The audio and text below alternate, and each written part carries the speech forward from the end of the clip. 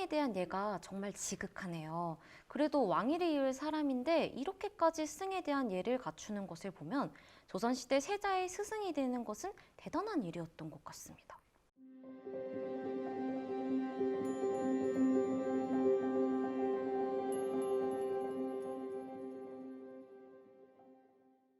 앞에서 원자의 강학청에 대한 설명을 드릴 때도 잠깐 말씀드렸지만 세자의 스승은 아무나 할 수 있는 게 아니었습니다. 세자의 교육과 시강원에 관해서는 조금 뒤에 구체적으로 설명을 드리겠지만 여기서 잠깐 입학의에 나오는 박사에 대해서 먼저 알아보겠습니다. 조선시대에 박사라는 관직이 있었는데 정칠품 참하관에 해당하는 하위직 관원입니다. 박사는 성균관이나 홍문관, 승문원과 같이 학문을 담당하는 관청에 소속되어서 실무를 담당하는 등 오늘날의 박사와 한자는 같지만 하는 일은 달랐습니다. 그런데 조선 초기 입학일을 담당했던 박사는 성균관 사성으로 종삼품 당화관입니다. 정칠품 박사보다 직급이 높지만 세자의 교육을 담당하는 시강관에 비해서 높다고 할 수는 없었습니다. 이렇다 보니 박사의 지위에 대해 논란도 있었습니다. 그러므로 영조 이후의 입학위의 박사는 대제학 또는 대제학을 역임했던 인물이 맞는 것으로 확정되었다고 합니다. 효명세자 입학리에서 박사였던 남공철 역시 대사성으로서 교육에 전념한 분으로 순조가 즉위한 후에는 9번씩 이조판서의 제수를 받았고 대제학을 역임한 분이었습니다. 성균관의 대제학이 박사라는 명칭으로 왕세자의 스승 역할을 하는 것이군요. 입학일을 하는 날은 왕세자도 성균관 유생과 같은 위치에 있다고 여겼을 테니까요. 역시 조수빈 씨는 금방 이해를 하시네요. 맞습니다. 성균관의 대제학으로서 학생들의 스승을 대표하고 왕세자도 학생의 위치에 있음을 분명히 보여주는 것입니다. 이쯤 되니 왕세자의 스승들이 궁금해집니다. 앞에서 원자의 강학청 스승들의 위상을 확인하기는 했지만 스승과 제자로서의 관계가 중요할 것 같아서요. 왕세자의 스승은 훗날 국왕으로 즉위한 후에 왕세자의 정치적 후원자로서 절대적인 영향을 미치는 경우가 많았습니다. 이렇게 중요한 세자의 교육은 몇 명의 스승이 담당하는 것이 아니라 세자시강원이라는 기관을 설치하여서 체계적으로 왕세자의 교육을 담당하였습니다. 조선 초기 태종대부터 후사를 위한 교육 정책에 힘을 쏟아 세종대에는 집현전 관원들이 겸직으로 세자를 교육하게 하였습니다. 그러나 세조대에 집현전이 없어진 이후에는 세자시강원 제도가 만들어졌습니다. 인조대에는 산림들이 세자시강원을 통해서 중앙정계로 진출하면서 세자시강원은 단순한 교육기관이 아니라 당대 최고의 학자들이 정계로 입문할 수 있는 통로가 되기도 하였습니다. 특히 왕세자 시절 효종의 사부였던 송시열과 같은 산림은 효종대에 전국에 깊숙이 개입하기도 하였습니다. 그러나 숙종대부터 산림의 위상이 낮아져서 그 대우가 세자의 스승의 위치에서 세자의 호위관 정도로 변질되기도 하였습니다. 하지만 영조대 이후 세자시강원은 세자의 교육기관으로서의 본연의 임무에 충실하게 되었습니다. 세자시강원 관리들은 서연관이라고도 하는데 세자시강원의 직제는 경국대전에서 확인할 수 있습니다. 시강원은 경관직의 종삼품 아문으로 그 임무는 세자를 모시고 경서와 사설을 강하고 도의를 올바르게 계도하는 일을 맡는다라고 하였으며 모든 문관으로 부빈객 이상은 다른 간사의 관원을 겸임케 한다라고 규정하고 있습니다.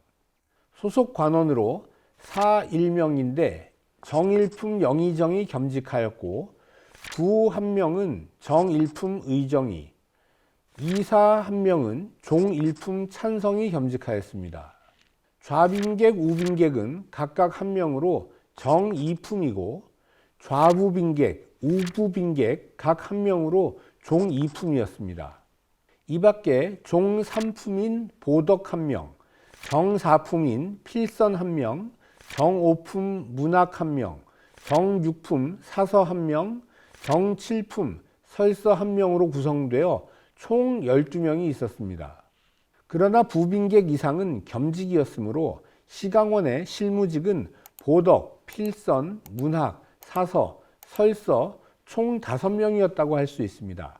그런데 조선 후기로 오면서 시강원의 직제에 변화가 있었습니다. 영조대 편찬된 속대전에 의하면 종삼품 아문이던 시강원이 정삼품 아문으로 승격이 되어서 승정원, 사관원, 홍문관과 같은 반열에 올라 위상이 높아졌습니다. 5명이었던 실무진도 겸보덕, 겸필선 등과 같은 직책으로 총 13명까지 늘어났고, 정조대에서는 보덕과 겸보덕이 당상관으로 승격되기도 하였습니다. 이와 같이 세자 시강원은 조선 후기로 오면서 왕실의 위상을 세우고 왕권을 강화하는 정책의 연장선에서 관직의 증직과 승격으로 위상이 높아졌습니다. 관직 이름만 나오면 왠지 멀어지는 느낌이 듭니다.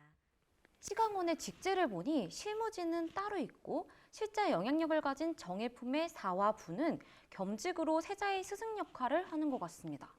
지금까지는 시강원의 직제만을 살펴본 것이고 실제로 그들의 자격과 역할을 좀 알아보겠습니다. 시강원의 관리인 시강관 또는 서연관은 세자의 학습뿐만 아니라 인격 형성에도 전적인 책임을 지고 있어서 선발에 신중하지 않을 수 없었습니다.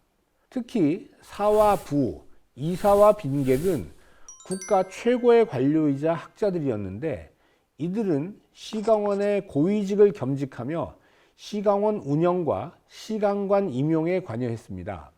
시강관은 국왕이 직접 임명하거나 시강원 고위 관리가 추천해서 올린 사람 중에서 국왕이 최종 선발하였습니다. 정조대에는 주장각에서 과거 급제자 가운데 추천하기도 하였습니다.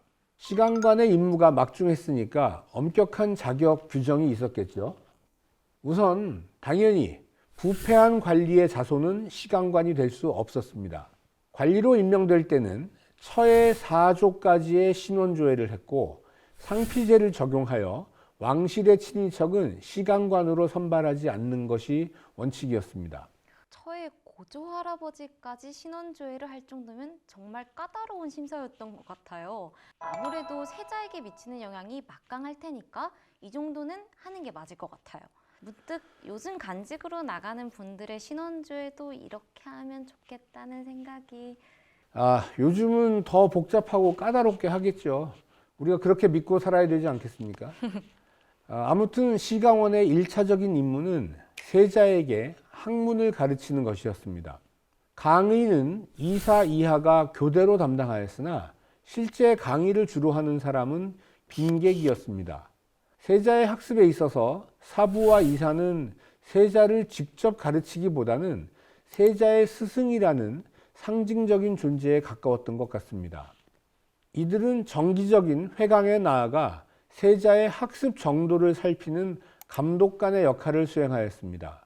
빈객과 부빈객이 강의의 실무자였고 이하 보덕, 필선, 문학, 사서, 설서 등이 각기 맡은 바 강의를 전담하였습니다. 시강관의 또 다른 임무가 세자의 인격 형성을 돕는 것이었는데 세자가 생활하는 공간에는 항상 시강원 관리가 직숙하면서 세자의 생활을 관리했습니다. 그러니까 세자가 환관이나 궁인들과 어울리는 것은 아닌지 감시하는 역할을 했던 것입니다. 그러므로 시강관은 모든 생활에서 모범이 되어야 했습니다.